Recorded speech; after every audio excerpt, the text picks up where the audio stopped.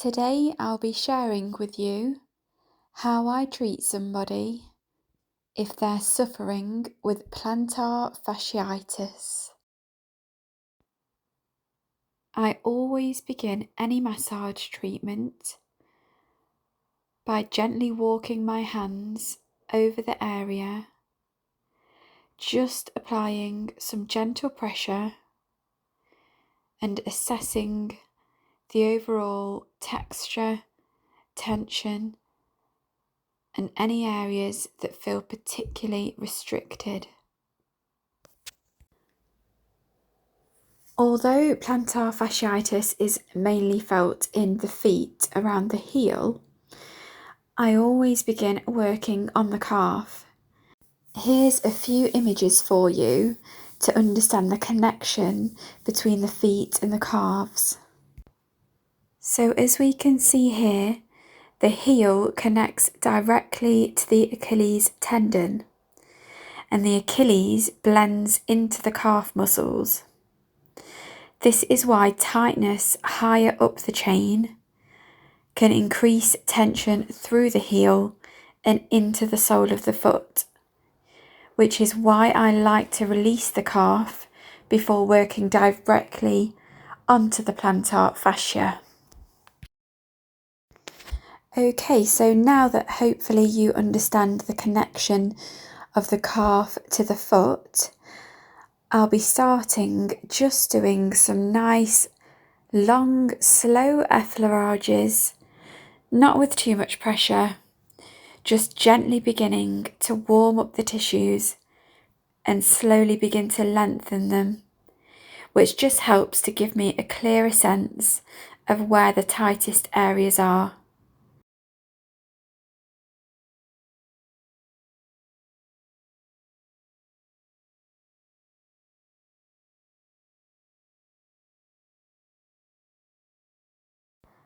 As I feel the tissues begin to soften, I'll apply a bit more pressure.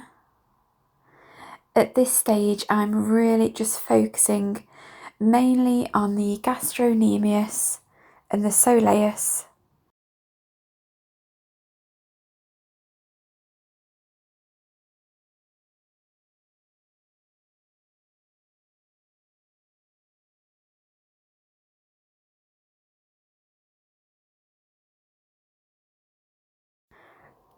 And whilst I don't like to rely on my thumbs too much, I do feel when I'm working the calves and feet that thumb work is necessary to really allow me to work into certain areas specifically. Just here I'm working medially on the inside of the calf, which can be an extremely tight and sensitive area. And then I work my way across to work on the lateral side of the calf. Again, just scooping up the tissues between thumb and fingers. I find that on the calves, doing some cross fibre friction with the thumbs is a really effective way to break down the tension quite quickly. And just as a side note, as we just keep warming up the calf, if you know me personally as a therapist, or you've watched my videos, which in that case, thank you, you will hear me speak quite often about treating the whole chain, never just the symptom. Because in the 17 years I've been a therapist, it's been more often than not that the pain that someone's feeling is actually originating in a different part of the body, further up or down the chain. Okay, that's my little rant over with. So now that the calf is quite warm, I'm taking my knuckle, supporting the wrist with my non-working hand, because if you look there, when I'm not supporting the wrist, it becomes very vulnerable. So always support the wrist. So I'm just lunging through, not relying on my hands alone to provide the pressure. And then just gliding up, stripping the calf with the knuckle.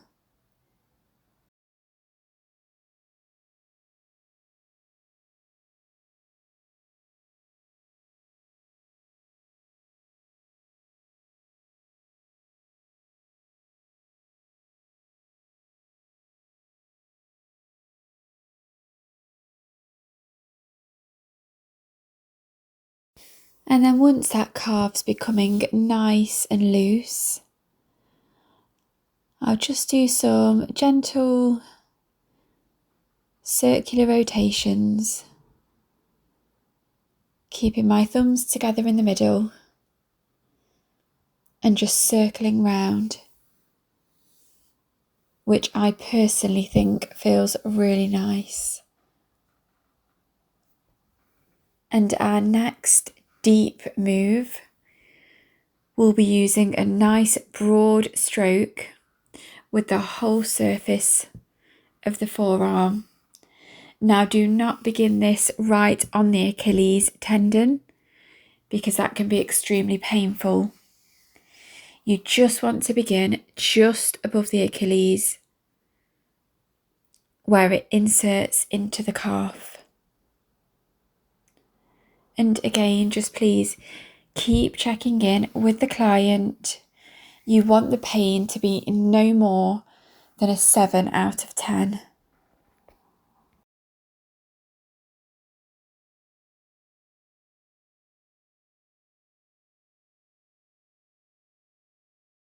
And you should feel at this point, 5 or 6 minutes in, that the calf feels much looser. Even though we've not really done that many techniques, it's enough for the muscles to be much more relaxed, which in turn will be helping the foot to relax.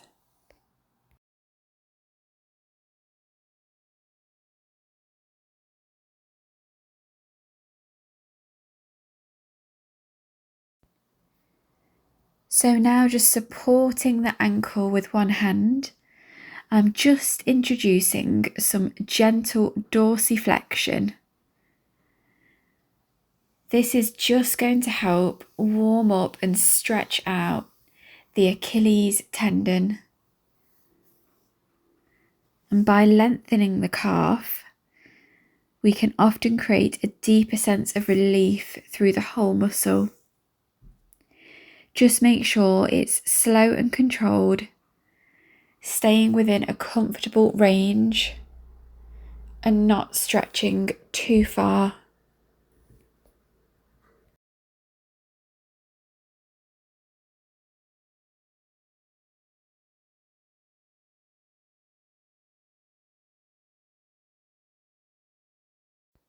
So now that the calf is nice and soft, I like to pay some attention around that Achilles tendon, because as you hopefully understand at this point in the video, the connection between the foot, the heel, the Achilles and calf means that we must address each area along the chain to get the best results to help release that plantar fasciitis.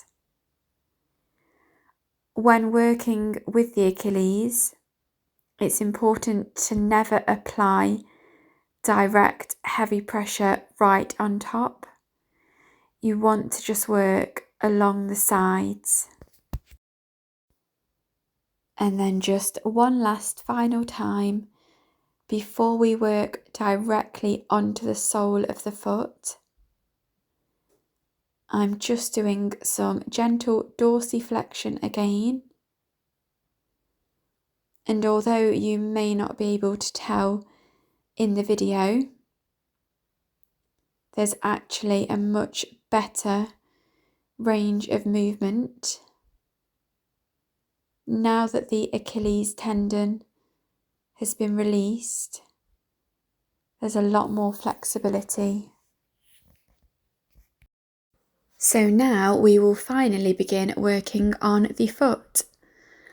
I've just clasped my hands together and I'm going to focus on the heel, just scooping it up in between the palms. When plantar fasciitis is present, then more often than not, the heel will be very tight. And there's really a nice variety of techniques you can use on the heel. I like to do some thumb work, so you can press into specific areas of tension. You could do some cross fibre work, or just here, just taking the finger pads to go across.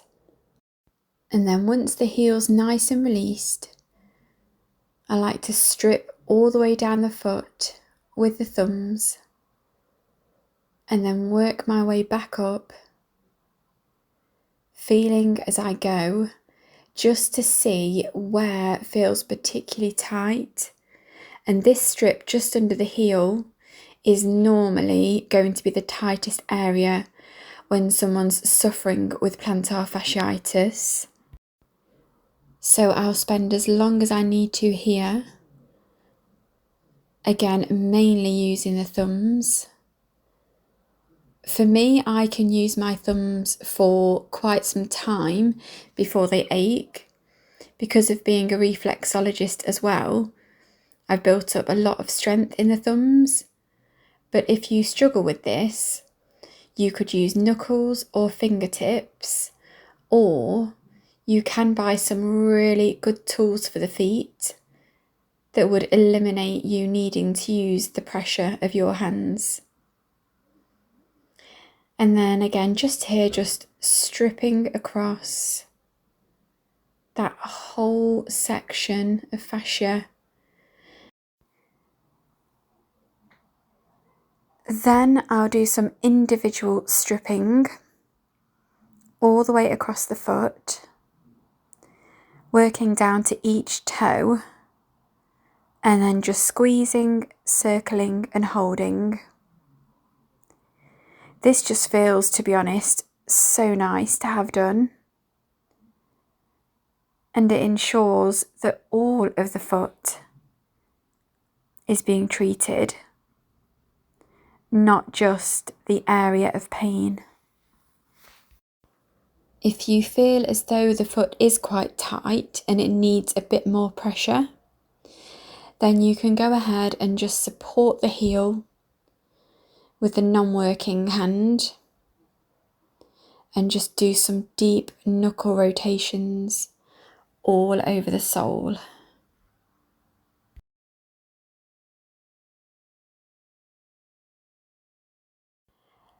So I will be getting my client's turnover in a moment. So as I just finish working on the plantar aspect of the foot here, I'm just feeling over the whole surface again and just stripping down the length of the fascia to make sure I've released as much as I can. And again, whilst I appreciate you can't tell through the screen, you'll just have to trust me when I say that even just after a few minutes on the foot, it already feels so much looser, combined with the calf work that we've already done. We're well on the way to completely getting rid of all that pain caused by the plantar fasciitis. Okay, so I have got my client to turn over and I'll just reapply some oil to make sure that the whole foot's covered. It's totally up to you what you'd like to use. You could use an oil, a cream or a balm. Just make sure there's enough slip on there to glide over the whole foot. And just starting as I would with any foot treatment. Just really lots of long, slow strokes.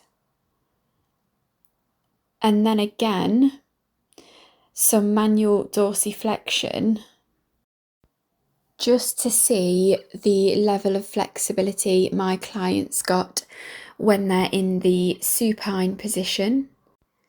And again, just really make sure by the end of this treatment that we've approached it from all angles and released as much as we can around the ankle and foot. And it's of course completely up to you and the treatment you're doing and the time you've got available, whether you work the feet from both positions or just one. But again, because I have the time today, I thought it would be nice to show you, depending whether your client's supine or prone, that you can work the foot just as effectively from either angle.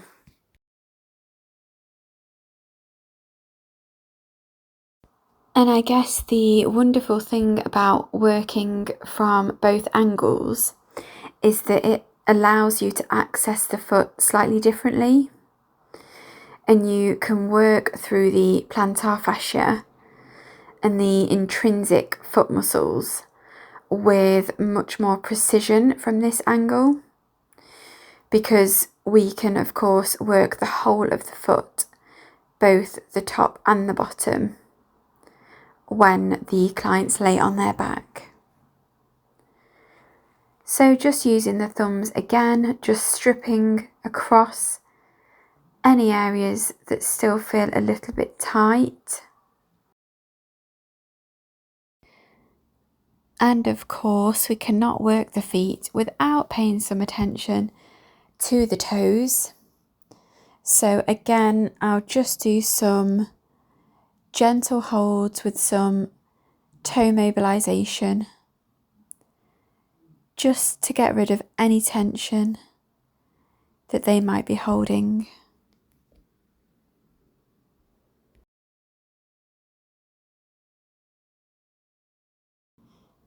Then just using the broad surface again of the knuckle, just so we don't always rely on the thumbs.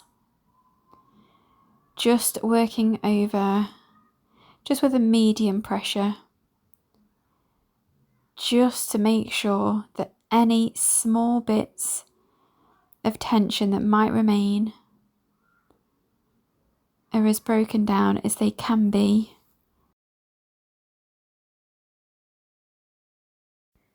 If you've made it to this point in the video, then thank you so much for watching. If you've got any questions, then just pop them in the comments below. I'll also be filming a self-massage video showing you how to work your own foot and calf if you're suffering with plantar fasciitis. So make sure to subscribe so that you get notified when that video goes live. I really hope you've learnt something from today's video and that you've enjoyed watching, and I'll see you in the next one.